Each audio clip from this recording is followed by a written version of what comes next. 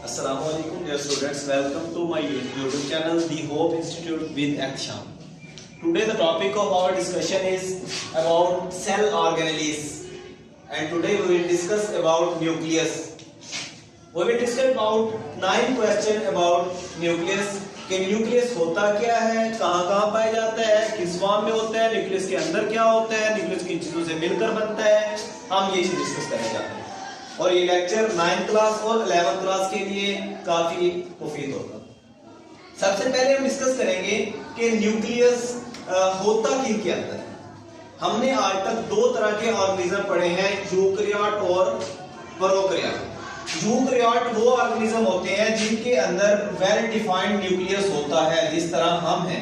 और जिस चीज के अंदर वेल डिफाइंड न्यूक्लियस होगा, डेफिनेटली बात है उसी के अंदर न्यूक्लियस हमें नजर आएगा। जिसके अंदर न्यूक्लियस वाज़ेह होगा ही नहीं तो हमें कहां नजर आएगा। ये बात तो क्लियर हो गई कि यूकैरियोटिक ऑर्गेनिज्म, यूकैरियोटिक सेल के अंदर ही न्यूक्लियस पाया जाता है, प्रोकैरियोट के अंदर न्यूक्लियस नहीं होता। दूसरी बात कि ये एनिमल में होता है या प्लांट में होता है।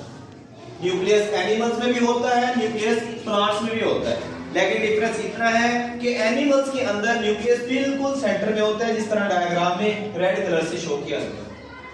और प्लांट्स के अंदर भी न्यूक्लियस होता है, लेकिन कहां पे होता है? क्योंकि आपको पता है कि प्लांट्स के अंदर दरमियान में एक बहुत बड़ा वैक्यूल होता है। उस वैक्यूल की वजह से ये न्यूक्लियस साइड पे पुश हो जाता है। 2 पॉइंट क्लियर किए। पहला पॉइंट, यूकैरियोट्स के अंदर न्यूक्लियस होता है, प्रोकैरियोट के अंदर न्यूक्लियस नहीं होता। दूसरी बात, एनिमल में होता है या प्लांट में? ये एनिमल में भी होता है और प्लांट में भी होता है, लेकिन डिफरेंस क्या है कि एनिमल में बिल्कुल सेंटर में प्रेजेंट होता है और प्लांट्स में ड्यू टू लार्ज वैक्यूल ये साइड पे पुश हो जाता है। थर्ड क्वेश्चन कि न्यूक्लियस की मेम्ब्रेन कैसी होती है। आपको पता है कि हर ऑर्गेनेल की एक मेम्ब्रेन होती है जो उसको आउटर मोस्ट बाउंड्री को कवर अप करती है, उसके अंदर मौजूद मटेरियल को रोके रखती है। इसकी जो मेम्ब्रेन है वो डबल मेम्ब्रेन है। पहले एक मेम्ब्रेन है, उसके बाद दूसरी मेम्ब्रेन, इसीलिए इसको कौन सी मेम्ब्रेन? डबल मेम्ब्रेन बोला जाता है और उसका नाम होता है न्यूक्लियर इन्वेलप। फोर्थ क्वेश्चन कि जो इसके अंदर कुछ पोर्स पाए जाते हैं जो कि ब्लैक कलर से शो किए गए, जिन्हें न्यूक्लियर पोर्स का नाम दिया जाता है। ये न्यूक्लियर पोर्स क्यों होते हैं? ये न्यूक्लियर पोर्स इसलिए होते हैं कि इसके अंदर और बाहर मटेरियल में आना भी है, जाना भी है। ये कुछ मटेरियल्स को तो पास होने देता है, बाकी मटेरियल्स को रोक लेता है, जिसकी वजह से इसे सेमी परमिएबल का नाम दिया गया है। अब आपको न्यूक्लियर पोर्स का भी फंक्शन समझ में आ गया होगा कि न्यूक्लियर पोर्स ऐसे पोर होते हैं जो कुछ मटेरियल को तो अंदर आने देते हैं, कुछ को जाने देते हैं, सबको अलाउ नहीं करते। अब देखते हैं फिफ्थ क्वेश्चन, ग्रेनुलर फ्लूइड। आपको ब्लैक कलर में कुछ स्पॉट्स नजर आ रहे हैं, ये दरअसल एक फ्लूइड है जो कि ग्रेनुलर फ्लूइड है। इसका काम क्या है? इसका काम है अंदर मौजूद क्रोमोसोम, न्यूक्लियस और तमाम ऑर्गेनेल्स और तमाम छोटी माइक्रोस्कोपिक मटेरियल को फ्लूइडिटी देना, प्रोटेक्शन देना, सपोर्ट देना, मूवमेंट में हेल्प देना। अब देखते हैं कि डार्क स्पॉट क्या है। ये जो आपको रेड कलर में एक न्यूक्लियस नजर आ रहा है, असल में ये अंदर से डार्कली स्पॉटेड होता है, बिल्कुल एक धब्बे की मानद होता है। और ये बहुत अहम स्ट्रक्चर है पूरे न्यूक्लियस के अंदर, क्योंकि इसी डार्क स्पॉट के अंदर आरएनए बनना होता है। आरएनए की फॉर्मेशन इसी न्यूक्लियस के अंदर होती है।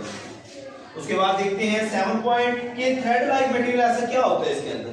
आपको पता है किसी भी न्यूक्लियस के अंदर बारीक धागानुमा साख्तें होती हैं, कुछ इस तरह की बारीक धागानुमा साख्तें होती हैं। इन बारीक धागानुमा साख्तों को क्रोमोसोम का नाम दिया जाता है।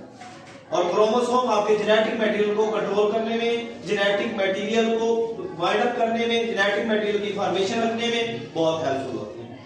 उसके बाद से नेक्स्ट पॉइंट है 8 पॉइंट, क्रोमोसोम क्या होता है वो मैंने बता दिया। और ये क्रोमोसोम किस चीज से मिलकर बनता है? ये जो ब्लैक मैंने बनाया है और ग्रीन बनाया हुआ है, ये किस चीज से मिलकर बनता है? क्रोमोसोम डीएनए और प्रोटीन से मिलकर बनता है। और आपको पता है कि आपका डीएनए तमाम किस्म की जेनेटिक इंफॉर्मेशन कंट्रोल करता है। आपकी जितनी भी विरासती खुसूसियात आपके अंदर मुंतकिल होती है, माँ बाप से जितनी भी खुसूसियात मुंतकिल होती हैं वो क्रोमोसोम के अंदर होती हैं, और क्रोमोसोम न्यूक्लियस के अंदर होता है। सो न्यूक्लियस का होना आपके लिए लाजमी है।